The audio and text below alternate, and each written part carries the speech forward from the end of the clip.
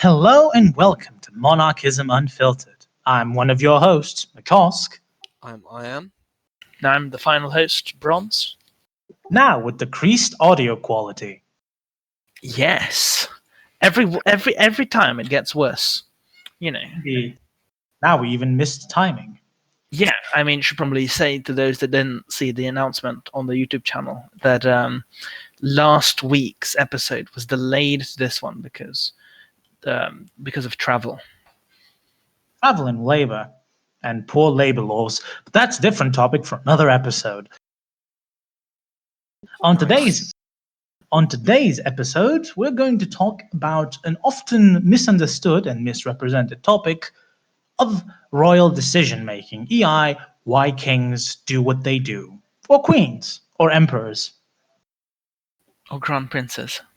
or crown princes, or sovereign princes, or sovereign dukes, etc., ad infinitum. Yeah, I mean because obviously this relates then to the clear issue of why do monarchs fuck up, or really any kind of ruler in general. And I mean, obviously, vast majority of history has we've been ruled by some kind of hereditary monarch, and so you have far more time to remember bad kings than you do good ones. I mean, someone like King John is probably more famous to a certain degree than I don't know, say Henry IV or whoever else. Henry IV is terrible. You gotta. Or Henry would be, Henry III. Henry III. Yeah, Henry III. Henry III. No, I was thinking of Edward III. See, now we're in. King John is more English. but there's a lot of them. Yeah, the English language does not lend itself to clarity now, does it? I mean, it does. Yeah, it does, because it's the best one. Oh, God, I forgot. I'm surrounded by native English speakers. I'm feeling colonized.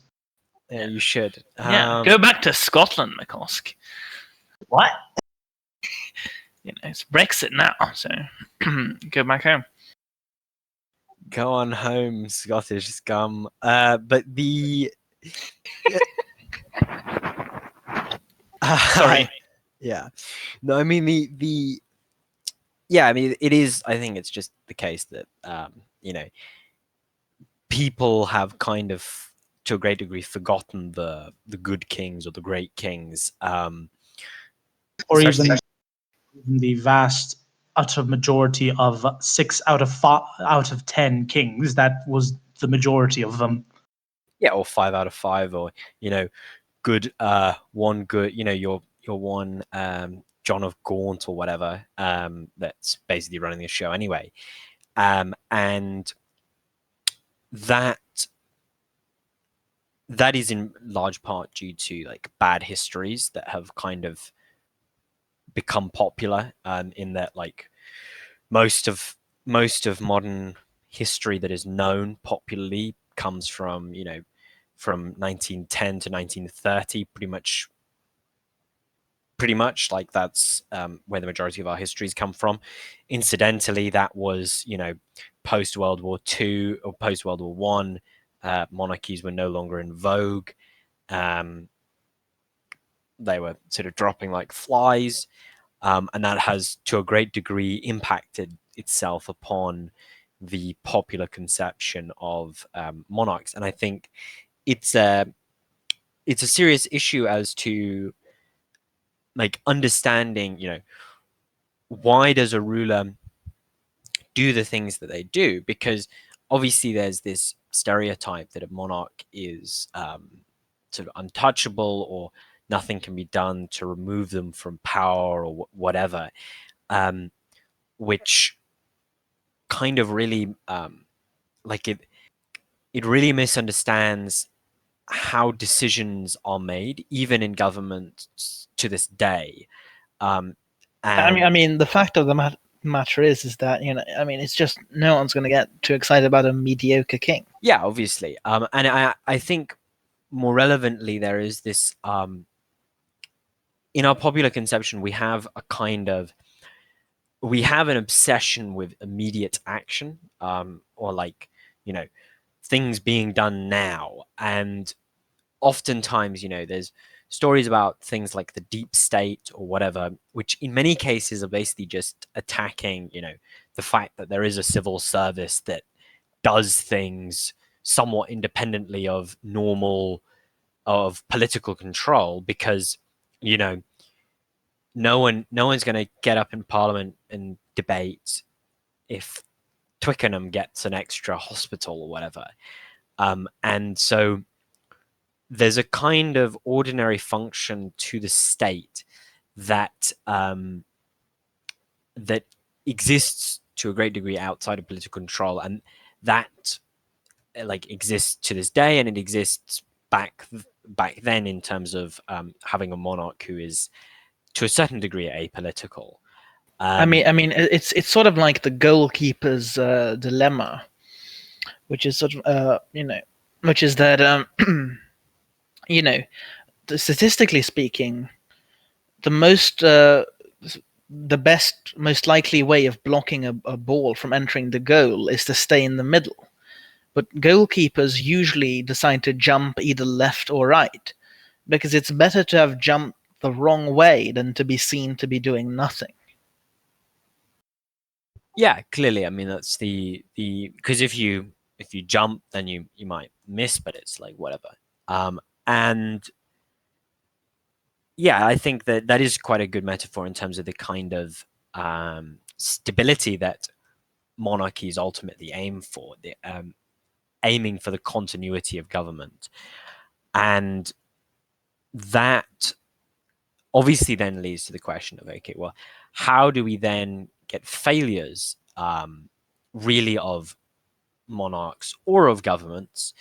And there's a variety of answers for this. The most facile would be the argument from like incompetence, which is applicable in certain clear scenarios. I think Tsar Nicholas II would be, Emperor Nicholas II would be a very clear example of like pure incompetence.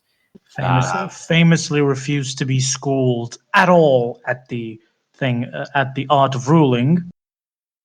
Well, I mean, to be fair, but also, as we said in a previous episode, his tutor refused him schooling in the art of rulership because he thought that all necessary knowledge to rule properly was instilled in the emperor upon his coronation. I would like to point out that there was a period in European history where nobility did genuinely think not knowing how to read and write was a sign of nobility.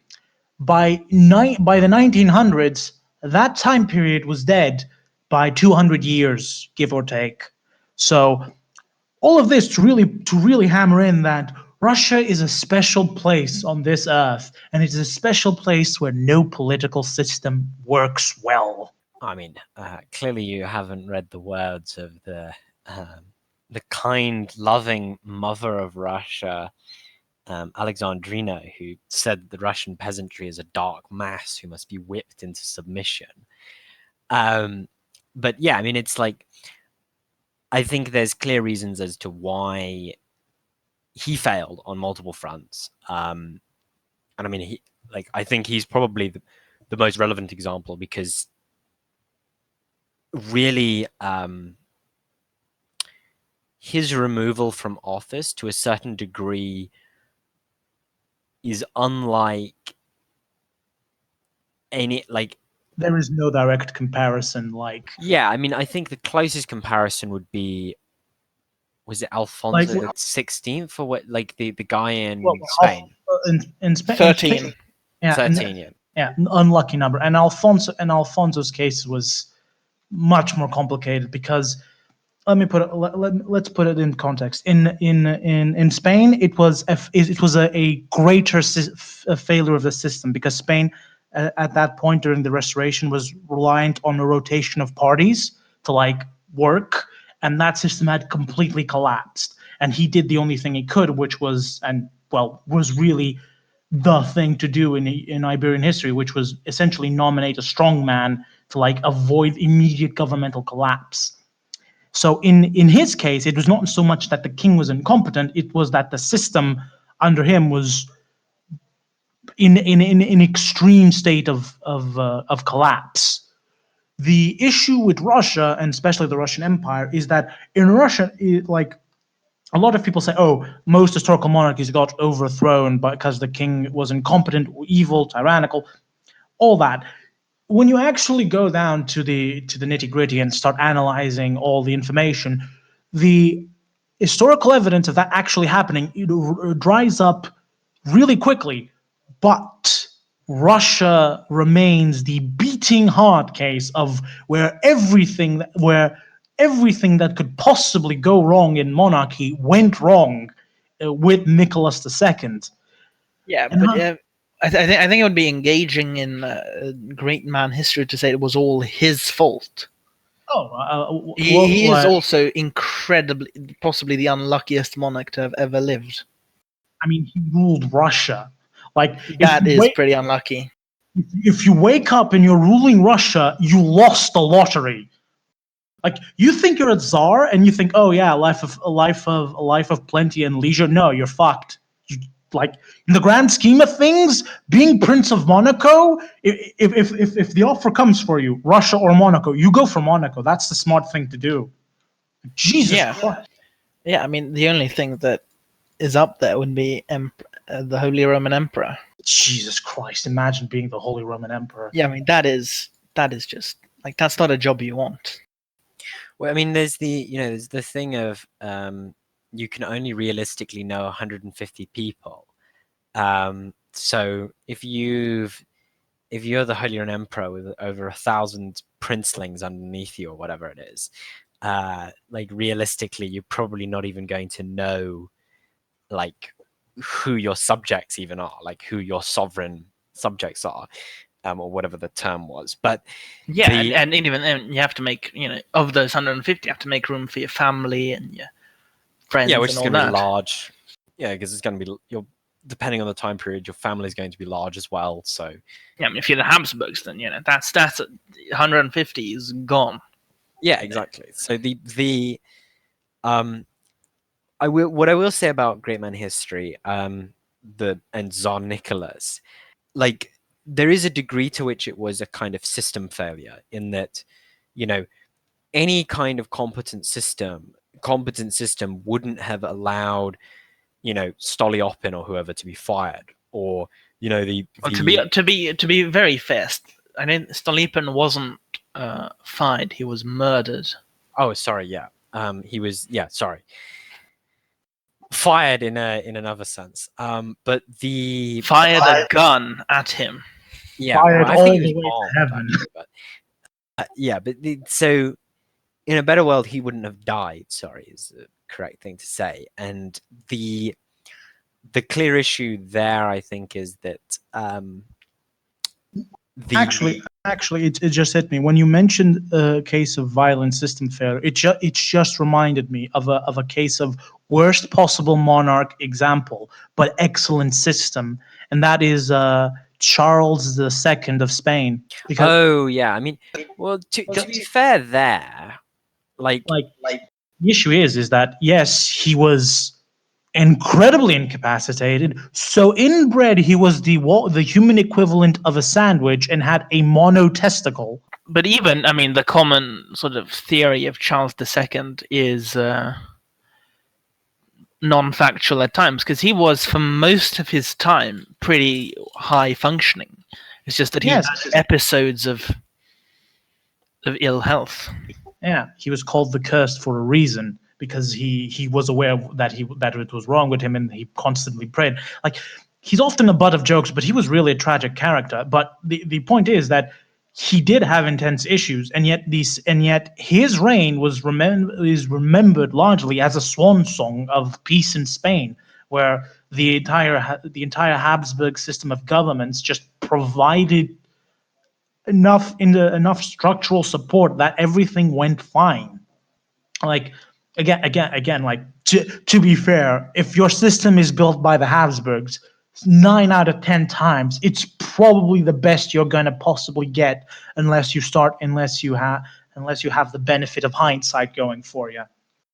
Well, I mean, also the thing there, at least, because it does show this point of like monarchy as a good way of system continuity, is that like the person actually running most of the government was his bastard half brother, I believe, or like some. Well, his entire government was made out of his direct relatives. Yeah, but the point is, if you compare that to say something like, because at least the clear advantage with having relatives as members of government that people don't realize, and this is the point about nepotism, is if your uncle is the prime minister because he's been put there by your father, and he's got 30 years experience running the show, you can't really fire him without having a personal familial break, like an actual problem in the family, which is it's a very good motivator to have stable government. That if you fire your family members, that you're not going to be the best person in the family, as it were. And this is kind of one of the things you actually see in these kinds of system breakdowns, especially that you see it in Russia. Sort of in Russia, every 2 months they're firing all of their ministers. This is Nicholas, and the fact that every 2 months they're firing all of their ministers means that how are you going to have any kind of stability in government and have any kind of continuous plan? Because it's not like he's sat there doing everything. I mean that is in often what Nicholas tried to do was do everything himself, including very small and it ended very badly for him. I think it's important to remember that the office of Chancellor of the Russian Empire, which is of course a very important position, was for the last 50 years of its existence of the empire vacant. I would like also to remind you that a Chancellor of the Russian Empire was at the same time the head of diplomacy, the head of government, and also the head of the secret police. The secret police that gets abolished upon the coronation of every new empire, and then even secret police gets established instead of it. Are we starting to? If we are not really hammering down the point that whatever in God's holy earth was going on in Russia, it is not a model to follow. In fact, it is so not a model to follow. I'm going to give a very good example of how horrific state planning, structure, information collection systems, and really just everything was. So, when Peter the Great conquered Estonia from Sweden, it was a bit more than Estonia, but it conquered Estonia. He discovered that the Swedes were spending 13,600 monies. I don't actually remember what was the currency in the article. It's been so long. Tailors, maybe?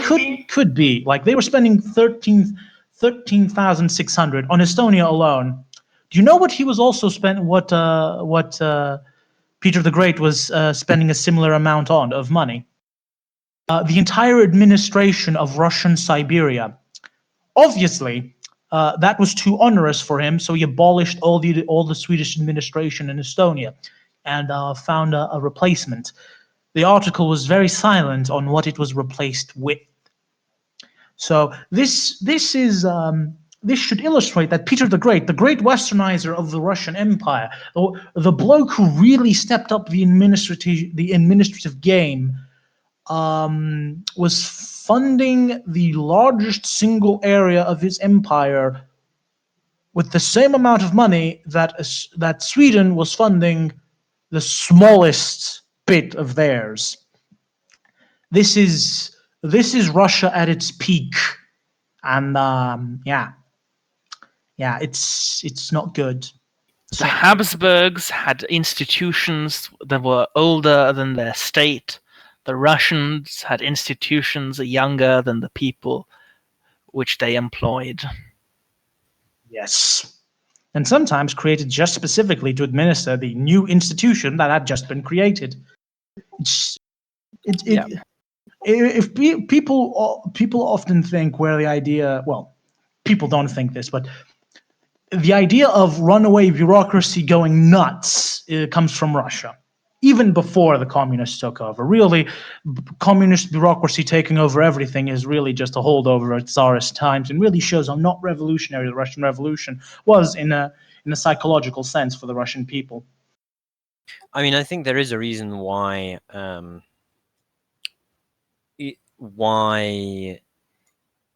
like it is accurate to call the sort of politicking under Stalin like the court of the Red Tsar. In It's this the name sense, of a book. yeah. Well, I mean, it's a pretty good book actually. Yeah, it's a very good book. Simon Well, Sebag and the man who wrote that book, Simon Sebag Montefiore, has also written a very good book called The Roman of 1613 to 1918, which is very relevant to this episode that I recommend people Stay read. tuned. He's also very epic because he decided to get his wife to like review his books under like false names to get higher ratings or whatever. Got found out and then got like called out and still publishing. So it's pretty Chad, if you ask me, committing academic fraud and then still having a career. But the Undeniably based. yeah, it is. So the clear issue really is this question of like continuity of government, and I think one of the places that you see a kind of clear superiority of monarchies over democracies is the kind of 5-year presentism that democracy installs in the population, in that it's essentially a kind of a speeding up of the system of government such that it's not considering human lives as the time period that we need to act for. It has to consider let's drop unemployment in basically 3 years in the case Don't of get me US. started on the use of unemployment as the most important economic metric, because that is or like increase GDP by X amount in 4 And years, that depending on place, and I think that is assuming that they don't just drop all those concerns for the sake of being reelected, and really abolish any kind of long-term planning for the country, all for the sake of just existing every 5 years. yeah, and I think it's I think it's somewhat interesting if you look at then almost the other extreme, like Rome, where it's like 1 year election times, Or 3 months emperors. 3-month emperors, 4 at a time. yeah, Time for at the time multiple times. yeah. I mean the multiple emperors thing was more about like, because this gets into the second thing, that why they start being able to have multiple emperors, because in terms of travel distances in the Roman Empire, you need to think about the Roman Empire essentially double the size of Europe. That's the kind of like logical space that they're working in. I mean, there's the quote that the world only gets smaller and smaller, which means that back then it was huge. To get to, if you want, if dear listener, Reader. dear reader, please turn to page 36. No, dear listener, if you want to get an image of how big the Roman world is, if you go look up on the internet the Tabula Eugergiana, essentially it's a horrifying tumor of a map, but it is the Roman map we have. It's If you provide if you give me the thing later, I can put it in the video description. good. I will have nightmares because the map is absolutely fucking horrendous, but I'm willing to take the bullet for the podcast. The map just presents this horribly disfigured, but also incredibly long and drawn out length of Rome that really translates well the mental image and of what was yeah of what the Romans were dealing with and how that impacted their administration and how that also influenced decision making. Yeah, and I think that's because this gets onto I think the most important place where you see, clear fuck ups. The clearest kind of fuck up I think you can see with Rome is the reason why the Western Roman Empire fell is because of a failure to negotiate a compromise with the Ostrogoths, or no, yeah, the Visigoths, because the Visigoths, there was a point at which, or any of the Gothic groups, because basically the entire reason the chain of events that led to the collapse started was because one Roman military commander organized a massacre that failed. So he attempted to massacre the leadership. Some of the leadership escaped. Surprisingly, post the massacre, now that the leadership are all dead except for this one guy, Alaric, meant that what had been a collection of disparate tribes were now a unified military force under a single leader. Fun fact, that happened multiple times in Roman history. A good early example is how they did that to the Lusitanians and accidentally created Viriatus, and Viriatus created guerrilla warfare. Except this was worse because it was like, Dalmatia, not bumfuck nowhere Iberia. So colonization is real. No, I mean, it's like, what's more dangerous? What's more dangerous?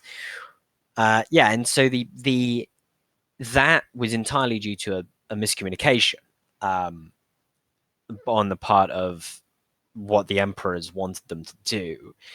And you see this kind of thing happen constantly, that usually when you see clear breakdowns of government, the most obvious reason is not incompetence or like malice. It's basically usually some kind of local dude has decided, let's stick it to the peasants, and the leadership don't understand what's going on, and so then they're just going, just do it, sort of thing. Note, this was a thing until, well, arguably still today, but another awe-inspiring example of this was what the Japanese army was doing in Manchuria, in the three northeastern provinces during the years of 1930. Manchukuo. I think that's even more slurish. That's worse. Just the three northeastern provinces. Thank you. The illegal state of Manchukuo is allowed. That is allowed. That is legal. Yeah, well, I mean, they've worriedly got checks social credit score. They've got COVID-19 now, so I don't think they care too much, about what we say on this podcast. But yeah, I mean, probably they can't watch our podcast. Well, they could, they can bypass the thing, but all the platforms said this is on are banned in China. So you want to say, Kosk? Well, as I was saying, like the local political actor versus the central political actor has been a dilemma of history that has often resulted in some of the worst massacres known to man. A good example being the stuff the blacks and tans were doing in Ireland, since a lot of those massacres were local initiative rather than being backed up by the Parliament. Even though after they happened, the British Parliament straight up backed them and said, "Yeah, this is what we would have done, or worse." So not the best example. Come out, ye black and yeah. But the I think Tans did nothing wrong? Question mark. God. I think a better example, at least in the modern day, would be something like the Windrush controversy in the UK, where, basically, because you've got a quota of deportations that the State Department have set, or sorry, the Home Office have set, and then the immigration people have to meet that. They took to deporting Jamaicans who'd lived here for 30 years and never bothered to get a citizenship, because Commonwealth citizens are allowed the vote. Or sort of similar things of people arriving as like children and then requiring proof that they immigrated, or like that their like the statement of their parents who are now like 30 years dead, and these kinds of often procedural errors where at a certain point you need the bureaucrat to think for themselves and say, okay, what do we do here? They end up just sort of acting for themselves, and you repeat this over many people, and you've got a problem on your hands. And this is a kind of thing that you see very often in bureaucratic forms of government, and you see it in democracies today. You see it sort of all over the place. And I think it's pretty much the most common reason why you have a breakdown of government, including under monarchies. That was literally the case of the collapse of so many Chinese dynasties. It's an historical meme in of itself. Yeah, because it's if you're some middling bureaucrat who has like enough power to fuck over some peasants' lives, but not enough like care, because you're 40 and your career's going nowhere, what are you going to do? Are you going to phone it in, or are you going to like try and do your job well? You're going to phone it in. And you see this with middle management. You see this with, everything. Hedge funds. Yeah. I mean, you see it everywhere. Yeah. I mean, like it's, or the opposite is like, the overzealous military officer who's 30, wants to make a name for himself, so he organizes a massacre. Surprise, surprise, the massacre doesn't go well, and then now you've got a bigger problem on your hands because you've made done whatever. So I think there's or as we've also said, failures of system, like Alfonso XIII, or arguably I would say Tsar Nicholas, because I think someone should have restrained him, which is what you actually saw with Stolypin. I mean, you also saw that with the other Nicholas the Small. Well, he was actually taller than Tsar Nicholas, but he also famously said, "Brother, you either give the people a constitution, or I will give myself a bullet in the head." Surprisingly, that actually worked. Yeah, it's like that was the October. That was October as well. I mean, the clear issue there, I think, was that it got to the point by 1918 where he was on the front line, which meant that he was personally responsible for any failures on the front line. Well, 1917. By 1918, he was incarcerated in Ipati. Oh yeah, sorry. Sorry. Yeah, no, don't forget the. Remember when we said removing your family with years of experience from positions of power, unless you have a really solid reason, backfires. Guess who he replaced as commander of overall commander of the Russian army? the guy we just talked about who held a gun to his own head and said, "If you don't give the people a constitution, I blow my brains off." He was beloved by his army. He really tried to conduct the war as humanely as possible and repeatedly begged his brother to not attack because he cared about his soldiers' lives and said this was a bad idea. So he was incredibly popular. Yeah, he removed them from office. And I mean, Nicolasha was popular, but as a staff officer, he wasn't the most competent. But that's but the issue is that the No. Russian army structure made people incompetent due to how Napoleonic it was by Yeah, I World mean- War One.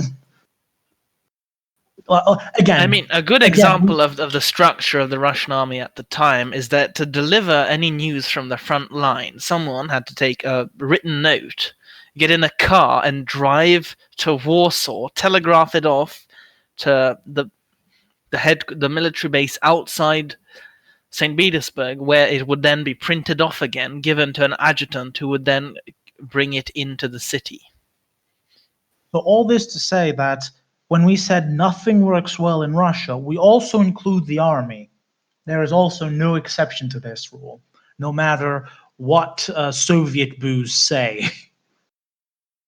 I mean, the Red Army under Lenin was pretty fucking effective, all things considered. At raping his own country and pillaging it. Yes, Yeah, He I was mean- effective because he was fighting the Russian army. Yeah, I mean that too. Well, I mean, it was one section of the Russian army against another section because, like, they had.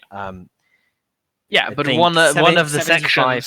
75% of the troops defected, or like deserted. So I think they were fighting. They were fighting with about half.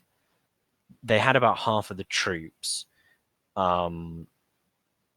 Yeah, I mean the main thing that the Red Army was good at was whipping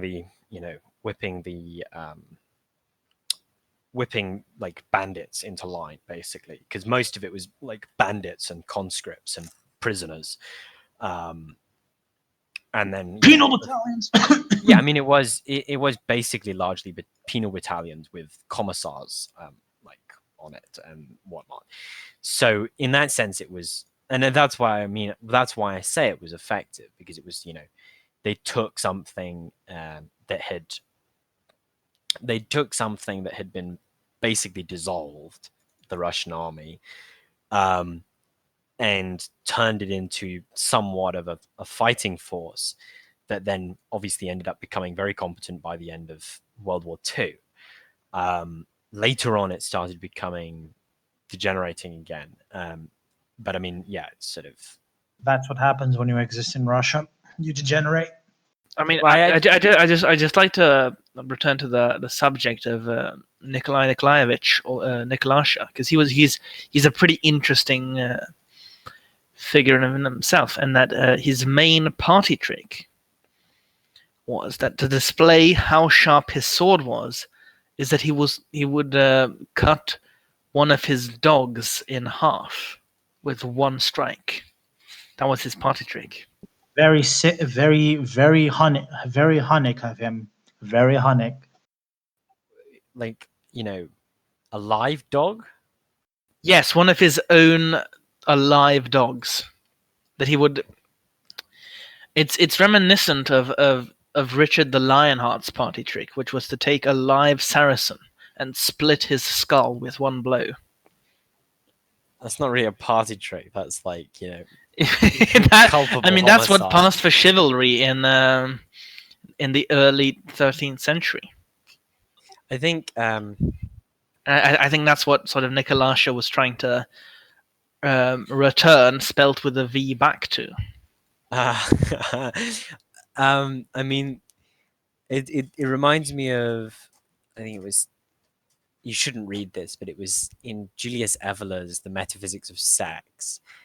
He has this section where he basically says, like, isn't it curious that medieval Europe like had the most rape or something in war at the height of chivalry, which he takes to be a good thing, but I'm not so sure about that. Are you telling me Julius, I am a super fascist Evola, might not have the best takes in regards to sexuality. People are born as women because their souls are transcendently weak. Evola I mean that's is that's pretty based because that is. I'm not saying it's not a king move. Julius Evola stands trans rights clearly is the take you should have there, because he did say that gay men should be made into the third gender, so or the third sex even. But so he was pro forcible feminization. But this is completely off topic at this point, and I think more interestingly, there is the clear question of, say, why, say, for example, Italy. If we compare Italy and Germany, I think Italy and Germany are quite interesting in that they're almost opposite stories. In that both of them have similar origins, namely that they were late unifiers. But why is it the case that, the German Empire was so incredibly efficient and effective, the Italian wasn't? And I think in large part, a key reason is this question of the who is making the decision making and the structures of government that allow for like an effective organized regime to exist and thrive, really. Yeah, the answers in this is fairly simple. Basically, especially in Germany's case, is the notion of feedback, like an evaluation of the results of policies. While the term feedback had yet to be created, it was already taken into account. We also need to take into account that most German rulers of most German, they're all German. The rulers of the German Empire, be they chancellors or the Kaisers, were also very much people of science and especially social sciences at the time as they were emerging, and that often influenced policy choices. That basically to give an example of how much information collection and proper feedback there were, Bismarck cunningly predicted that the best way to combat communism was to give people subsidies so they wouldn't starve and they wouldn't leave Germany, depriving it of valuable manpower for the industry. And guess what? That worked wonderful. Although that did allow the infiltration of social democrats into the government apparatus, this is more due to poor understanding of how people move through bureaucracy and the fact that the Prussian secret police wasn't that effective in terms of internal policing as it was believed. But that's a different topic for another age. You could even say that they had the reason that they worked hard was because they had that Protestant ethic. Yeah. Protestant ethics is not good for details, it seems. In Italy's case, it's Italy and much like Southern Europe, the Savoy court was very archaic. It was not the most archaic court. That tragic title goes to Portugal, with our last queen commenting that she had entered Versailles in the 1900s because that's how archaic the Portuguese court was. The Savoy kings were often okay. Let me put it like this. A lot of people dislike the Savoyas, especially in Italy, because they are seen as being largely responsible to the structural poverty of the South. And a lot of people ask, why did the Savoyas do this? What would inspire a person to essentially condemn half of the country to extreme poverty and violence for, well, ever? The answer is more complicated than that, and it comes into and can be broken down into two real short bits. Bit one: when Italy was being unified, no one in the Kingdom of Sardinia actually trusted the red shirt guy whose name is escaping me now. Garibaldi. Garibaldi. No one trusted him because he was a socialist and a Republican. So they were all The man behind the biscuit. yes. Everyone was basically in the court and government by this point, because referring it to as court is now a bit too archaic. Everyone was kind of second guessing him, thinking this guy is going to establish a republic in the South and he's going to coup us violently immediately after.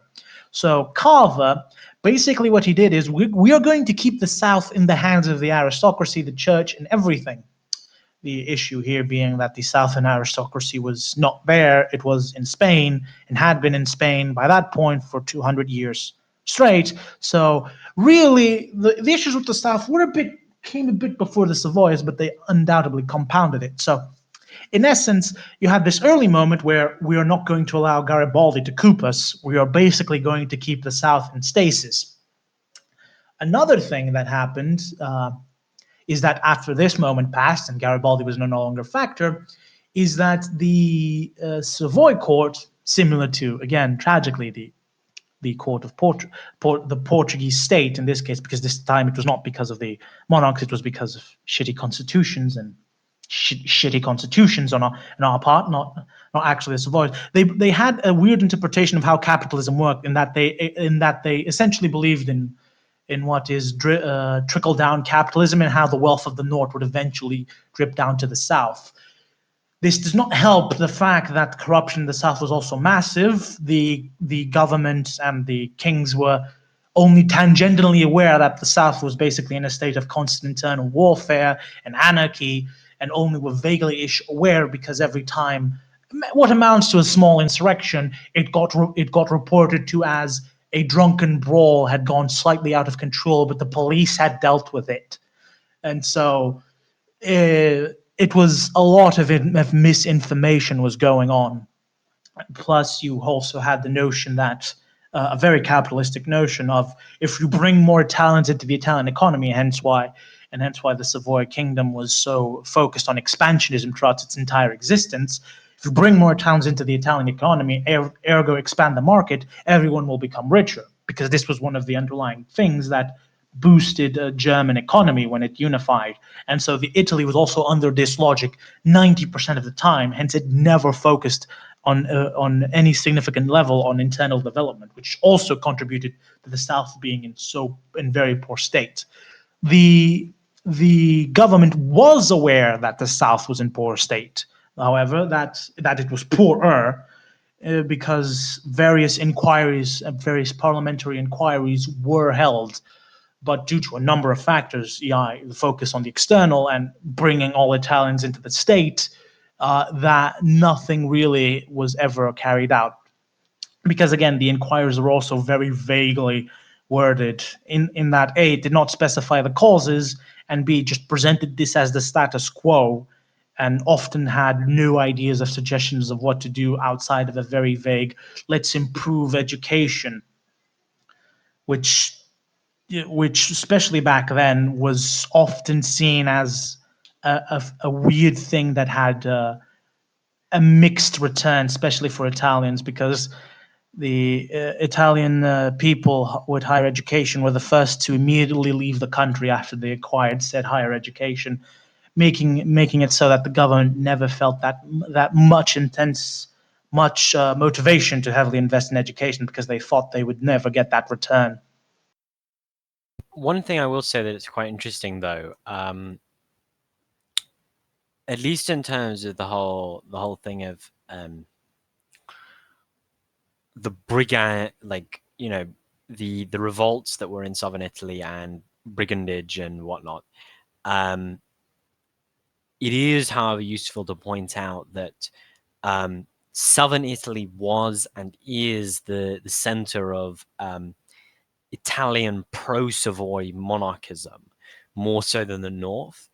And the south of Italy overall voted in favor of, overwhelmingly in favor of the Republic. So, for example, Naples voted 80% in support of the Savoy monarchy in the 46 election, or in the 46 referendum, where obviously the north was like much less. which is, I think, quite an interesting. Yeah, because by that point the dynamic had changed, because the Savoy kings because were very reduced in power and influence over government ever since the Statuto Albertino had been passed into the effect, even before Italy. So there was this notion that, and to an extent, a very justified notion that the South had that the North was out to get them, and they had kinda the idea that if this becomes a Republican government, the Northerners will fuck us over for eternity. And although the situation in South Italy is much better than it once was, this notion did prove out to be true in a sense, well, most senses, in that, well, the South is constantly fucked over by the North on many levels. Need I remind you, dear listener, that the current right-wing dominant party in Italy was Lega, which until very recent wanted northern succession from Italy, EI. They actively wanted to eject southern Italy from the country. Let I that mean, sink what is the party's full name? Because it's more than Lega Lega. Nord, but it was Lega Nord, exactly. but it they've changed the name. They've dropped Nord. Yeah. So They've dropped Because Nord because it's a bit obvious. and well, because if they were less horrible people, they would discover that the southern people are people and also do vote. So yeah, let that sink in, that the north and south dichotomy in Italy is deep, weird, and strange, and often provided for interesting political choices on all sides. I mean, really, it's a divide that goes back to practically to the 10th century. You know. So. I mean, yeah, yeah. I mean the I think in general though the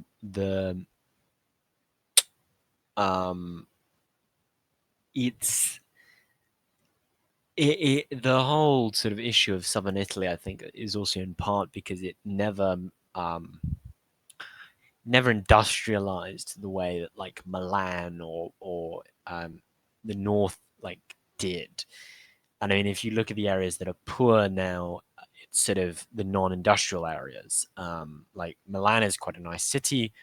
Rome is kind of a shithole, really, as is the surroundings of Venice, Naples. Like, or Naples is a bit of a shithole as well. But Naples has been a shithole since the city was founded. Well, yeah, I mean, sort of, yeah, famously, but the, I mean, it's like you go to Rome and all the roads are barely not paved, so it's like, how is this possible? How is it possible that Rome doesn't have paved roads? So When all roads lead to it, and yet exactly, else doesn't have roads. It's a bit ironic. exactly, it is ironic. No, I mean, I think and I think it's an interesting dichotomy to make because I think it's an interesting dichotomy to make because I think it illustrates the importance of government, and how it's not simply a case of bad monarchs, because this is the other point that Wilhelm II and Umberto II were both very similar monarchs in many ways, in that they liked to fancy themselves military men, they wanted empires, they bowed to dictators, strongmen or whatever you want to call them, and they were both kind of idiots. So I think it's an interesting dichotomy to look at in that. Well, but the context in both cases was different. In Umberto II, he picked Mussolini because he rightfully so thought that Mussolini was the only way to avoid a civil war. Another thing that people forget is that Mussolini is compared to, like, Italy. All often World War II, Italy often gets shit on, but when we actually sit down and do, okay, this is where Mussolini started, and this was the base of Mussolini. started with, and this is where he got. He was actually, I suppose, per capita, though per capita is not really the correct term, but as far as Italy was concerned, he was actually more successful than Hitler, since it was largely Mussolini who was responsible for Italy's industrial transformation from what amounts to what large-scale craftsmanship industry to actual serialized production. Like, granted that yes, Italy was famously atrocious and bad in almost every way, but that was because Italy was already atrociously bad by comparison to everyone else around it. Even Portugal was better than Italy by comparison. Let that sink in there for a moment. So Wow, that's bad. that's very bad. The people who don't get what I'm saying, Galicia, the Galicia of Austro-Hungary, the poorest province in the empire, who Poles are very pissed because they love to accuse the Habsburgs. Oh, we were a tax farming province, etc., etc. We were made poor. The poorest part of the Austro-Hungarian Empire produced more income in total than Portugal, in colonial empire included, in comparative periods of time. And Italy was worse than this before Mussolini. So yes, and not to mention that Italian East Africa, due to what can only amount to Ethiopian wokeness, was an economic black hole of the highest sort. It did not help. But Mussolini, as far when compared directly to achievements based upon what was already there, Mussolini was radically successful. Hence why he lasted as long as he did. Even though Mussolini was never as popular as Hitler, he was kept afloat because he was compared to Hitler in the Italian context, more competent. Surely, unlike Hitler, he was not a bona fide cocaine addict, so that helps with better decision making. On the list of notorious cocaine addicts, it also includes Nicholas II. Yes, cocaine, feller of monarchs and dictators, it seems. The substance kings, I think here is what you should say. But But before we go back to William II, in William II's case and why he accepted the army is William II and Germany, well, really anything but Germany was a special victim of it. They became a victim of their own propaganda in that they believed so much in their army it couldn't realistically fail, so they just assumed two condecorated Prussian Junker generals, aristocrats, would do the job just fine. And it turns out they were highly incompetent, extremely corrupt, and did not think that rationing was serious business, and hence why Germany lost the war. Because in almost all other regards, William II was an incredibly competent monarch who cared about his people, kept up to date with social sciences. It's just those social sciences did not age well, really. Like a thing that some Republicans like to tout, especially when criticizing William II. William II is not a perfect monarch. He did do a lot of shit, and it's valid to criticize him, namely the multiple massacres on his name of Belgium, and often more forgotten but more horrific by comparison of in Tanganyika. Though in the Tanganyika case, that was also. But again, we really have to do an episode on how fucking monstrous colonialism was, even when it was at its quote unquote best. But basically, a thing that's often brought about William II is that he was an intense xenophobe. Yeah, he really hated the Chinese. That we have shit tons letters of him of basically just writing to every single ruler in Europe, stating we have to ally to dab on them Chinese, yo. Because he believed in the yellow threat, as it was called at the time, that the Chinese would eventually get their shit together and kill us all. Weirdly prophetic in a way. This was in large manner due to at the time, very in vogue and very forward-thinking German geopolitic. In fact, the founder of geopolitics, one such Hetzel, look him up if you wish, who created the term Lebensraum in the very Nazi sense of the word. He was also incredibly influential for the Nazis. And he basically created a bunch of theories and explanations that said numbers plus space equal power. And eventually, if you have these two, you become big power. And understandably, at the time, outside of Russia, who was believed to be racially inferior because they were Slavs, you had the Asians, who, and especially the Chinese, who, even though they were believed to even be more racially inferior because they were Chinese, they did not provide much justification to racist hatred. Who the funk it? Not the race specialty of racists, it seems. It was nuanced. Indeed. The base justification was that eventually, due to what amounts to critical mass, really, they would eventually become the big power and screw over Europe. So William was not being a mind-numbing racist even before it became in vogue. He was following the latest trends of German social scientists, who just so happened to be mind-numbing racists. I mean, and there are many today who, share the bask in the legacy of this sort of xenophobic prophecy. I mean, at a stretch, you could even put in some of Trump's economic advisors, one of whom went as far as to say that the economics are a zero-sum game, and that therefore the Chinese will take over everything. I mean, that seems highly unlikely considering all their investment programs have failed. But also that economics fundamentally aren't a zero-sum game, and that no economist would ever agree to that. I mean, some maybe a physiocrat or like some kind of I mean, you have to be very physiocratic to believe that.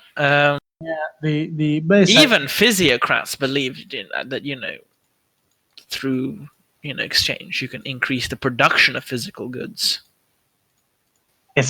Dear listener, if you think this is foreshadowing for an eventual episode where we'll talk about economics, you're damn straight. I mean, damn right. You might also be straight, but we don't discriminate on that. Yeah, and we don't know because we're not the NSA. Yet. You never know. You never know. But the base idea is that some horrible decisions were conducted based on atrocious information. Another hallmark case, also related to colonialism, was one of the Geneva Conventions, I think, that were trying to limit the usage of incredibly horrifying ammo that left horrible scars and basically just existed to cause immense suffering.